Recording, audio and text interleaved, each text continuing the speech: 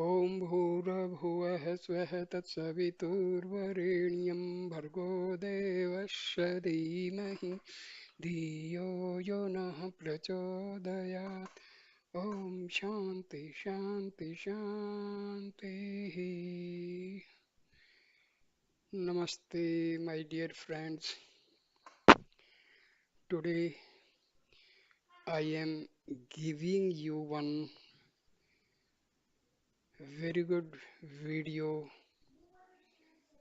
on Ellam Ondre, that means All is One, a wonderful book that was prescribed by Bhagwan Sri Ramana Maharshi to his devotees.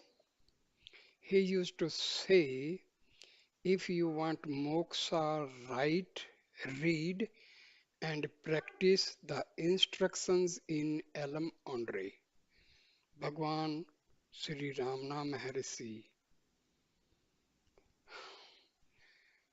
On another occasion, Anamlai Swami says that on another occasion, when I asked Bhagwan to select some reading material for me, he gave me a short list of 6 books: Kaivalya Navnitam, Ribhu Gita, Ashtavakra Gita, fourth Ellam Ondre, fifth Savrupa Saram, and sixth Yoga Vasistam. He laid particular stress on Ellam Ondre, telling me, if you want moksha, write, read, and practice the instruction in Ellam Ondre. Who said this? Anamlai Swami, where it is occurring in the book Living by the Words of Bhagwan. A French devotee who could not speak English and was living in Sri Ramanashram during my last visit asked me to go with him to the Anamlai Ashram for a visit on some personal matter. While I was there translating for this devotee, I noticed Anamlai Swami's book Living by the Words of Bhagwan for sale. I immediately purchased it, and while reading through it found the reference to All is One. I somehow became keen on knowing more about this book and asked in the Sri Ramanaswaram book depot if an English translation of this Tamil book was available, even though it was also noted to be recommended by Sri Bhagwan in Day by Day with Bhagwan. No one could give me any information about it. 4 or 5 days before my departure, something made me remember that probably in the Anamlai Ashram I could find out some information about the book.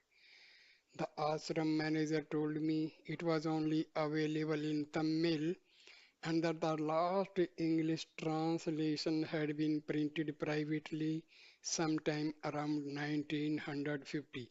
However, he had a photocopy of that translation and allowed me to copy it for myself.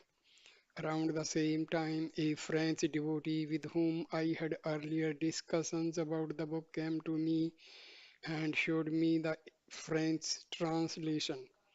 In spite of it being printed in Pondicherry, she had purchased it in Paris. I am now sending it to you because I think that we should make an effort to publish it for the benefit of devotees and Advaita students, even if it is in the form of a small, inexpensive brochure. It appears that this 19th century anonymous composition was highly valued by Sri Maharshi, and for this reason alone, I am sure many will be interested in studying it. A letter from Eurico MS Sraiva, Lisbon, Portugal. Table of contents. Each chapter contains 10 points for your contemplation meditation. This book was created from a scanned copy of an early translation and differs from some other versions that appear to have edited this earlier version by changing or adding wording. Our only addition to the original text was to add the missing number 7 to the appropriate point in chapter 2. We have also added a table of contents with hot links to various pages as well as a few photos. The chapter number 1 is unity, number 2 is you, number 3 is God, number 4 is peace, number 6 is action, number 6 is ego. Man court happiness and shun misery. It is the same with other beings also. This holds good for the common run of mankind. But the higher order is bent upon right conduct, enduring patiently the good or evil, that it may bring fellowship with these be lasting, whereas fellowship with ordinary people not be. Good will result to the world through fellowship with the higher order only. The question then arises, what is right? The point is important, but the answer has not been found. Why? Because what is right is determined by circumstances. However comprehensive a work may be written on the subject, there will always be circumstances not envisaged by the author. Therefore, it becomes necessary to realize that state which will enable us to assess the various conditions and determine what is right. That state is only, that state is one only. There are no states like it. Although it is single, it is extraordinary that the worldly wise consider it exceedingly rare. Nothing can be more extraordinary than this. That unique state is very clearly taught in the Upanishads. In this book, I have put down the same truth according to my understanding. I have considered it my duty. I do not claim originality. The six chapters of this book are so closely interrelated that some point which may be expected in one chapter may be found in another. Again, a few points which may not be clear on a superficial reading will become clear upon closer study. More may be gathered from major works or sages. Universal Mother, Master, True Sivas, author. Now, before I start the book, let me say some few words. See, there is a word called absolute. That absolute word is actually related to Brahma because everything in this universe is originated from Brahma. Brahma is one. So, the source of this world is one. Our soul is part of Brahma. Soul of every living being is the source for every Atma is Brahma. That means the source of my Atma, your Atma, and Atma of others is the same. That means that is one. Atma of everybody is one because that Atma of everybody is connected to Brahma. So everything is unity. There is no other. There is no second, third, and fourth. Everything is one. Divinity is one. So keep this in mind whenever we say myself, yourself, himself. This is nothing but related to Atma, Atma and Paramatma both are one. So this unity we have to keep in our mind, then only you can understand this book. Because this book was liked by Maharshi too much. You have to go through this book many times. You have to sit, contemplate, meditate on its contents, then you will be able to understand. Just by reading and listening, it may seem to be unclear, but when you sit and contemplate, you will understand. Keep the clue what I have given that everything in this universe is originated from Brahma, the God that is one, only one, only one. So this unity is indicated by in all the chapters of this book. So now the first chapter starts. The chapter is unity.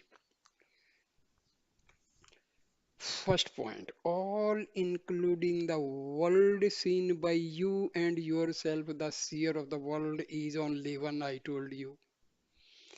Because everything in this universe is originated from the Brahma. That means source of everything. Sentient or insentient is Brahma only, therefore unity. Second point, all that you consider as I, you, he, she, and it is only one. Why?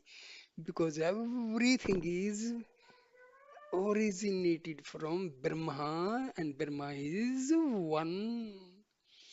Three, what you consider to be sentient beings and what you consider to be insentient, such as earth, air, fire, and water is only one. Why? Because the source of everything is Brahma. That's why everything is one.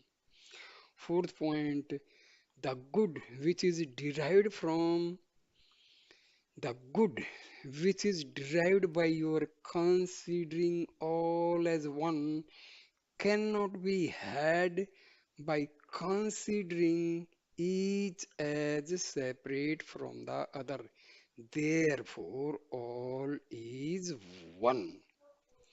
Fifth point, the knowledge of the unity of all is good for you and good for others as well. Therefore, all is one. Because everything is connected to Brahma. Brahma is only one. Source of everything is one. Therefore, something is good for you. It will be good for others. Sixth point. He who sees I am separate, you are separate, he is separate, and so on, acts one way to himself and another way to others, he cannot help doing so. The thought I am separate, others are separate is the seed from which grows the tree of differing actions in relation to different persons. How can there be any lapse from righteousness for a person who knows the unity of himself with others? As long as the germ of differentiation is there. The tree of differing actions will flourish even unaware. Therefore, give up differentiation, all is one only. All things are originated from a single entity, that is Brahma. Seventh, ask if in the world all things appear different, how can I consider all as one?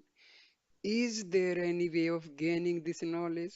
The reply is, in the same tree we see leaves, flowers, berries, and branches different from one another, yet they all are one because they are all included in the word tree.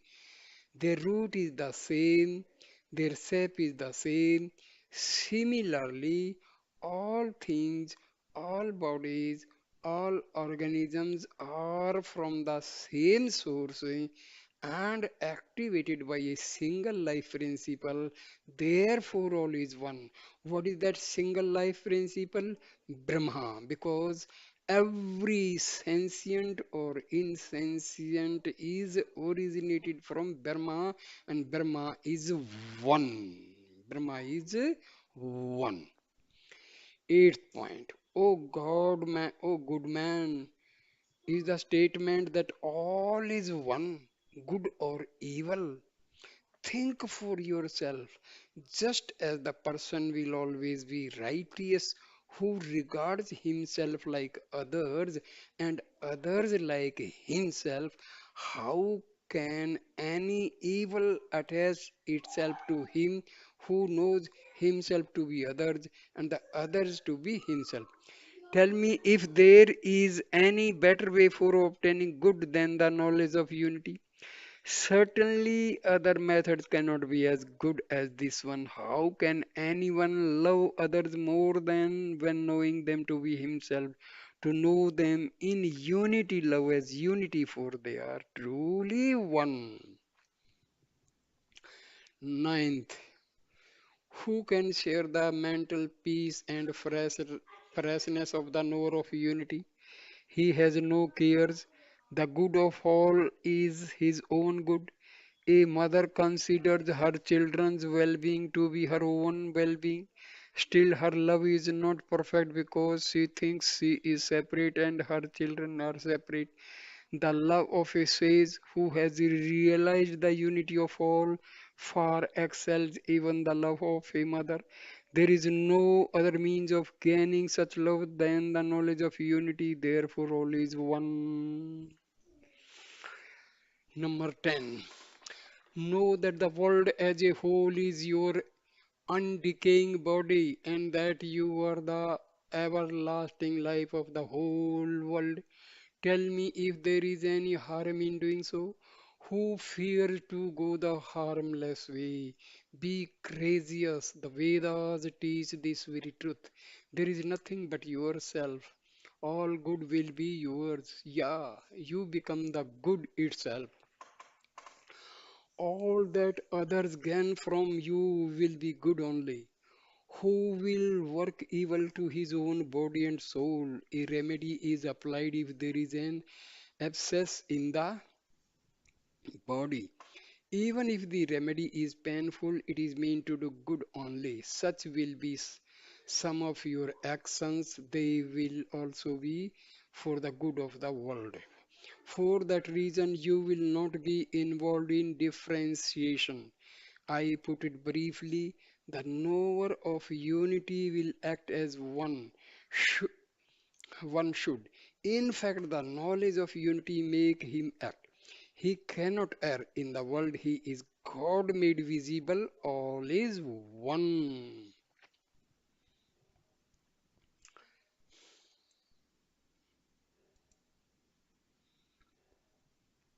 Next chapter, number 2. You. First point. Who are you? Are you this body? If so, why are you not aware of a serpent crawling on it when you are in the deep sleep? So, then can you be this body? No. Certainly not. You must be other than this body. Second, sometimes in sleep you dream. There you you identify yourself with someone. Can you be that one? You cannot be. Otherwise, what becomes of that individual on your waking? You are not he. Furthermore, you are ashamed of having identified yourself with him. Clearly, you are not that particular person. You are the one that stands apart from him. Third, recall the state of dreamless slumber. What is your state then? Can what you be true nature? Can that be your true nature? Surely you will not subscribe to this belief. Why? Because you are not so foolish as to identify yourself with the massive darkness which obstructs you from knowing the state you are in. Discerned by the intellect from the things around, how can you admit yourself to be the same as ignorance or blanks? Or how can it truly be your real nature? It cannot be. You are the knower who knows that this state remains one of dense darkness veiling your true nature. How can you be that which you have experienced and condemned? Therefore, you are not the dark ignorance of deep sleep. You stand apart from this too. When it is said that even this gross body is not you, can you be any other thing which is yet farther away from you? In the same way that you are not this gross body, you are not anything farther from the body, nor the dream person, nor the ignorance of deep sleep. You are distinct from these three states and this world. Fifth point. These three states can be reduced to two conditions only, namely the one of the subject and object, and the other is the unawareness of the subject on itself. The former includes the waking and dream states, whereas the latter represents deep slumber. All your experiences are comprised in these two conditions only. Both of them are foreign to you. Your true nature remains distinct from them. 6. If you ask what that is, it is called Turiya, which means the fourth state. Why is this name used? This name is proper because it seems to say the three states of your experience, waking, dream, and deep sleep, are foreign to you, and your true state is the fourth, which is different from these three. Should the three states, waking, dream, and deep sleep, be taken to form one long dream, the fourth state represents the waking from this dream. Thus, it is more withdrawn than deep sleep, also more wakeful than the waking state. Seventh, therefore, your true state is that fourth one which is distinguished from the waking, dream, and deep sleep states. You are that only. What is this fourth state? It is knowledge which does not particularize anything. It is not unaware of itself. That is to say, the fourth state is pure knowledge which is not conscious of any object but not unconscious itself. Only he who has realized it, even for a trace, has realized the truth. You are that only. Eighth, what is there more for him who has gained the fourth state? Practically, it is not possible for anyone to remain forever in that state. That is the state of no particular knowledge. He who has realized the fourth state later wakes up in this world, but for him, this world is not as before. He sees that what he realized as the fourth state shines forth as all this. He will not imagine this world as distinct from that pure knowledge. Thus, what he saw within, he now sees without any different form. In the place of the differentiation of old, he is now established in the state of non differentiation everywhere. Now he is all. There is nothing distinct from himself. His eyes closed or open, whosoever the things may change. His state remains unchanged. This is the state of Brahma. This is the natural eternal state. You are that ever true state. Ninth, there is nothing beyond this state. The words inward and outward have no meaning for him. All is one. His body, speech, and mind cannot function selfishly. Their workings will be grace for the good of all. The fragmentary I is lost forever. His ego can never revive. Therefore, he is said to be liberated here and now. He does not live because his body lives, nor does he die because his body dies. He is eternal. There is nothing other than he. You are he. You are he means you are Atma. Simple. Don't be confused. Number 10. Who is God? He is grace. What is grace? Awareness without the fragmentary ego. How can one know that there is such a state? Only if one realizes it. The Vedas allowed such a one as having realized God and become one with Him. Therefore, the greatest good that one can derive from the world and the greatest good which one can render unto it is to realize this state. In fact, there are no states besides this. They appear in the state of ignorance. For him who knows there is one state only, you are that. What is that state you are talking? Here, the state is nothing but Atma. Atma and Brahma, do not separate them. Atma and Brahma are one. That is what unity is. Brahma and Atma of mine, yours, there, and everybody's Atma is the same as Paramatma. So this is what unity. And this Turiya and all is nothing but the state when you recognize your Atma. Okay. What is realization? When the veil of mind, veil of ego, veil of maya, veil of vasanas, they are removed. So Atma shines in the form of I. So the whole this body starts vibrating with the thrilling action of I am Brahma. I am Brahma. Myself and Brahma is not separate. We, myself and Brahma, one.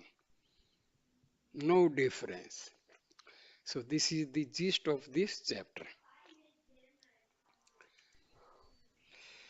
Next chapter is God.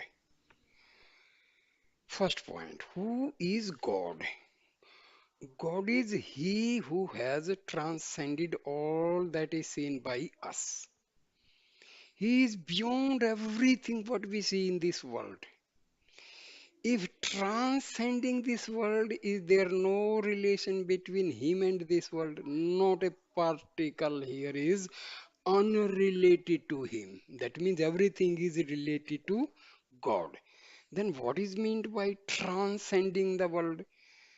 The world comprises us and the objects seen by us. In other words, the animate and inanimate together form the world. What shall we say of him who created the beings and things? Of these two, we say the conscious beings to be superior. All that we can all that we can apprehend is that he belongs to the higher order of beings known to us. Our intellect cannot proceed further.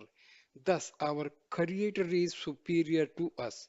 He cannot be apprehended by our intellect. Therefore, His name transcended being.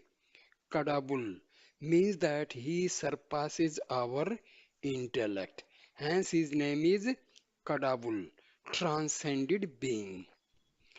Number two, can God then not be made known to us? Not quite so. In a way, He is known to us. This much of His grace is enough for us. We have no need for all His greatness. He has made known so much of His greatness as will suffice to eradicate our misery. There is no reason for Him to reveal a jot more of His power than is necessary to remedy our defects in the present state. Thus, He is known according to our needs. Nay, He is in our grasp. However, limitless, He is within reach of our knowledge to some extent. Third, what is it which brings him within reach of our knowledge? That he is known as being consciousness bliss. Sat Chit Anand. Satchidanand Savrup. Being denotes that which is imperishable, that which exists forever. Being means Atma. Being means Brahma. Remember these things. Do not be confused by these words. Being means Sat, which is ever existing, which never perishes, and that is God and Atma. Should he become non existent at any time, who is his destroyer? Who created him, since the perishable nature of all leads to the inference that they are lorded over by one who is imperishable. This important this immortal overlord is God. His imperishable nature is being, that is Sat. Sat means that is ever existing. Now, what is consciousness? That is called chitta. By consciousness, we mean knowledge. This is absolute knowledge and not like our erring intellectual knowledge. Irregularity or mistake cannot stain its actions. It is knowledge, pure and simple. Frequently, he teaches us saying, your knowledge is irregular and erring. How orderly are even the insentient objects of his creation. It is known to many how an atheist was taught a good lesson when he derided the scheme of things, saying, why did he make the seed so small for the banyan tree which is so big? That an insentient thing is found in good order and later becomes useful implies a conscience agency at work. Can a simple insentient thing do something which is possible for unfailing knowledge only? Or can't it be done by our inadequate knowledge? No, it can never be. Therefore, God is said to be consciousness, chit also. Now, what is bliss? It is the state of being free from desire for anything. It is peace which is ever full. Were he to desire anything, how could he be better than ourselves? How could we gain bliss from him? He himself would require another being to fulfill his desires, but who would think him to be so? The state of self contentment is that of bliss also, therefore, he is called bliss Ananda. The three, being, consciousness, and bliss, are inseparable. Otherwise, they would become not individually. Hence, he is known as being consciousness, bliss, Sat Chitti Ananda. Thus, God remains not only transcendent but also falls within the reach of our knowledge as being consciousness bliss. See here, what is actually knowledge? We study physics, chemistry, biology, commerce, engineering, medical sciences, and all this is called secular knowledge. And this knowledge is belonging to this body. But the knowledge about Atma and Paramatma, that is the actual knowledge what we are talking about. Knowledge and knowledge and knowledge. Otherwise, other than divinity, the knowledge of objects in this world, that is secular knowledge, and it is not at all knowledge. Knowledge of divinity is carried forward after this body dies. But the knowledge of chemistry, physics, biology, and all dies along with this body. Remember this. These are the things we have to understand. Fourth point. He who has gained the fourth state and sees all as one only, he knows God truly as being consciousness bliss. Words cannot express nor the ear hear how such a one is united with God. It is a matter of realization, but there are ways and means for such a realization. They can be spoken of, learned, and acted upon. Just now it was told that being, consciousness, and bliss are inseparable. Why? See, what is being? Being means God and Atma. That is existing forever. What is consciousness? That is Atma. So Atma and Paramatma inseparable. What is bliss? The basic nature of this Atma is Anand. So Anand and Atma cannot be separated.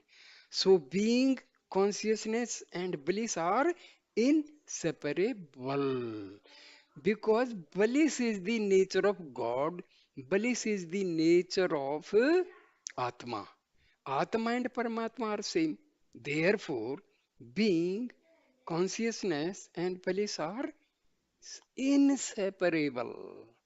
That is unity. Fifth point. He who can be realized thus is God. He has no name, we give him a name. He has no form, we give him a form. Where is the harm in doing so? What name is not his or what form is not his? Where is the sound or form in which he is not? Therefore, in the absence of true knowledge of him, you can name him as you please or imagine him as of any form, so to remember him.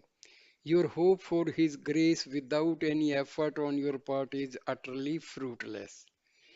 Should it be possible to have his grace without any effort on your side, all would be alike. There would be no reason for any difference. He has shown us the ways and means. Make effort, reach the goal, be happy. Your idleness and selfishness make you expect His grace without your effort. The rule for all is for you too. Do not relax your efforts. God can be realized by your efforts only. So we have to put effort. How we put effort? We go for self inquiry, we use austerities, we regulate our diet, we make our body healthy, we observe various rules, we have to speak less and truth. So we have to put effort. See, we have to purify our mind. We have to direct our mind inwardly. We have to direct our ego inwardly. We have to eradicate our vasanas. We have to have control our tongue in two ways, by speech and by taste. So we have to put efforts. Sixth point, there is an effort which excels all others. This may, however, appear to be less effective than devotion to God with name and form. Nevertheless, this is the more efficient. It is simply the love which you extend to all beings, whether good or bad. In the absence of such love to all, your devotion to God amounts to a mere parody. Of what use are you to God that you seek fulfillment of your desires from God without doing your duty toward the needy in the world must be attributed to your selfishness. In God's presence, there is no use for such. The workings that take place in His presence are all unselfish. Therefore, think that all the centers are His and He is in all the centers, and thus He devoted to Him. God is truly bound by such a high devotion. See, we pray to God. Our prayer must be selfless. There should not be any selfishness. So, selflessness is the basic tenet of prayer. Whenever we make a prayer to God, we request anything, we demand anything from God, make sure that demand must be on behalf of each and everybody in this universe. Oh God, give me peace. No, oh God, give all the living beings on this earth peace. Oh God, shower your bliss on all the living beings on this earth. Oh God, make all of us healthy. Never say for me, never, never, never. That prayer will never be granted. Your prayer can be granted when the prayer is not having the selfish demand. So your prayer must be selflessness. It must be combined with selflessness. There should not be anything like selfish. Seventh point. As you go on ascribing names and forms to God and showing love to all because you have understood all names and forms to be His, your mind will gradually mature. Just as the taste improves with the ripening of a fruit, so also you will recognize the waxing of good and the waning of evil in you. As your mind matures, there will come a time when you should meet your master. This is not to say that you go to search of him or he comes in search of you. At the right time, the meeting will happen. All are moving in their own ways. Your fitness brings you together, makes you trust him, makes him teach you the right way, also makes you follow his instructions. That is the state way to reach God, which is to gain the fourth state. You will follow the way and teach your goal, which is being consciousness bliss, which is God. So, never be selfish.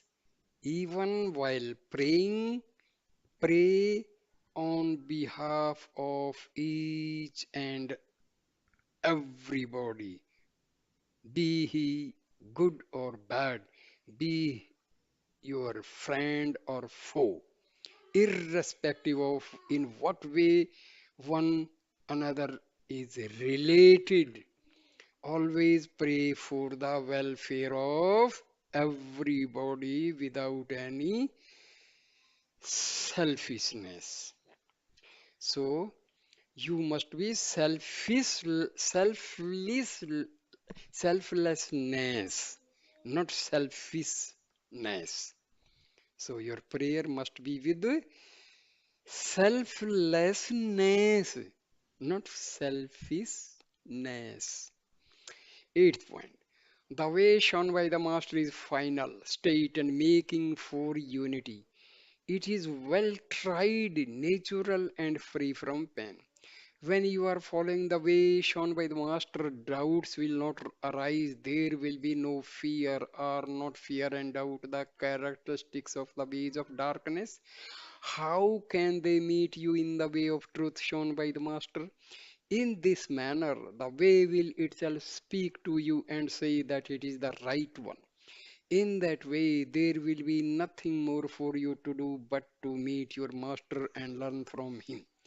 That way will be familiar to you as the Master and God have made it so.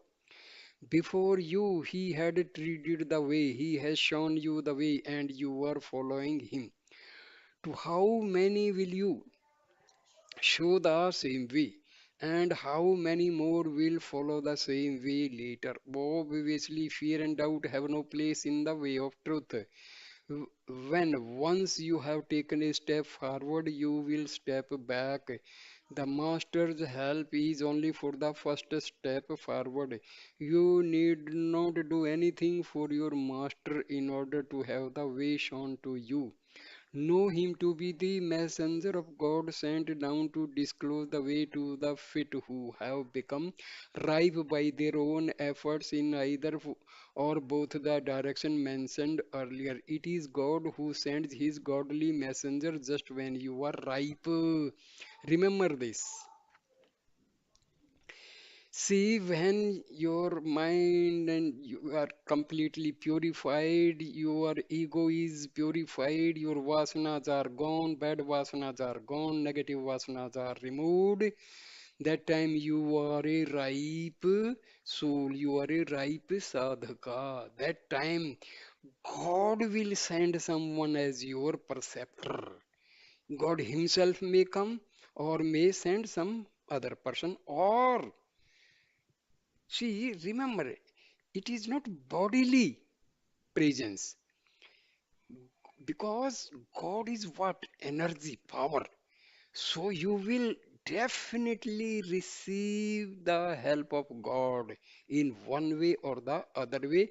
It may be physically, it may be subtle ways. So don't worry, but you will be definitely given help by God. Ninth, practice with faith in the period of ignorance is called bhakti. The same with knowledge is called jnana.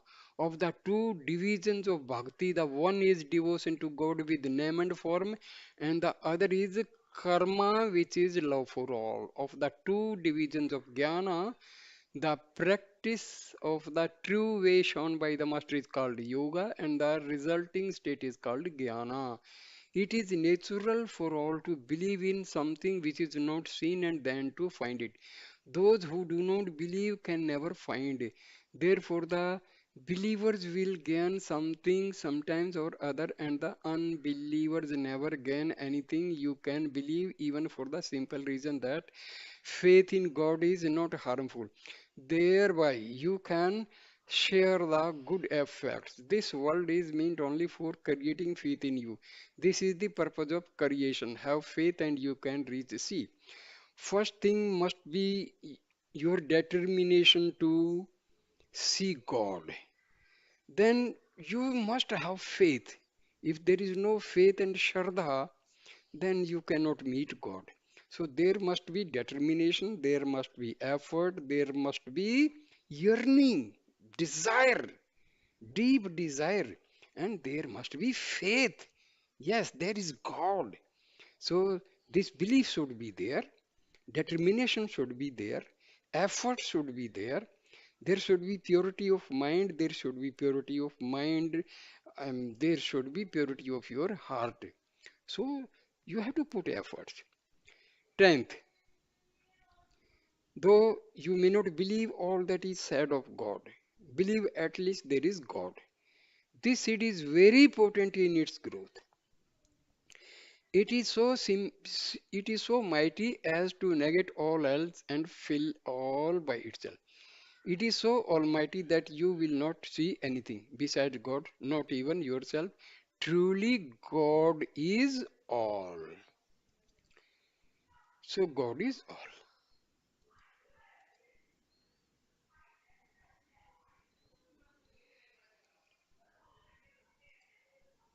So, we have covered so far three chapters of All is One, Ellam, Ondre. So, there is not that much difficult to understand what is this all is one, because everything originated from Brahma. All Atmas, they are belonging to Brahma. There is no difference between Atma and Paramatma. This complete objective world is produced by God. So everything insentient or sentient belongs to God. So that's why unity, absolute.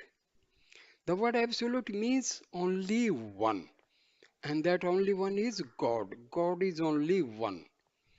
And all the souls, all the sentient, all the insentient object in this world, they are belonging to God only. Their source of origin is God only. So that's what is unity. The basic nature of everybody's soul is Sat Chit Anand, Satchidanand. Because Atma is ever present. Atma is basic nature is peace, tranquility, and bliss. That's why it is called Sat Chit Anand, Satchidanand. Everything in this universe is belonging to God. That's what is known as all is one. Because everything in this world, whether sentient or insentient, is God, and God is one. So that is the meaning of all is one. So, first part of this book I end here, and please share, like, and comment on this video and subscribe my channel. Thank you, my dear friends. Thank you so much.